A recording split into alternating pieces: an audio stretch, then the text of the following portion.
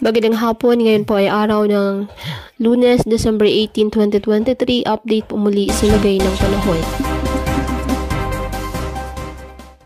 Ayon sa Pag-asa, lumakas pa ang bagyong Kabayan at isa na pitong tropical storm category.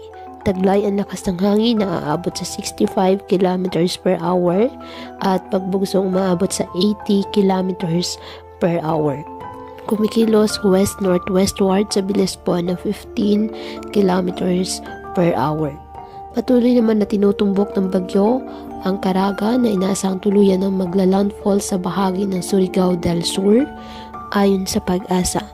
Patuloy naman maging alerto sa mga banta po ng mga malalakas na mga pag-ulan at pagbugso ng hangin dala ng bagyo na posibleng magdulot ng mga biglaang pagbaha at pagguho ng lupa.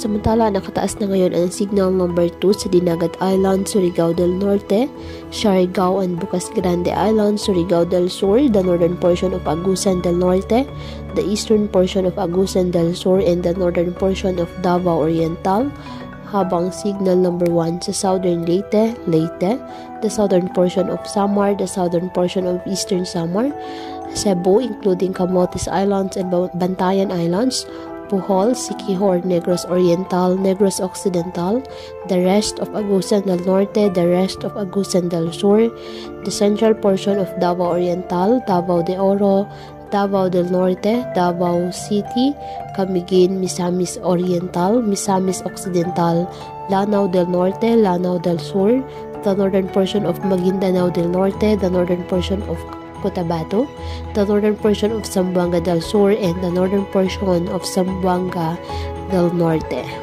Kaya patuloy po na pinag-iingat ang ating mga kababayan sa banta po ng mga pagbaha at pagguho ng lupa at ugaliin po na magdala palagi ng payong o kahit anumang panangga sa ulan sa tuwing lalabas ng ating mga tahanan.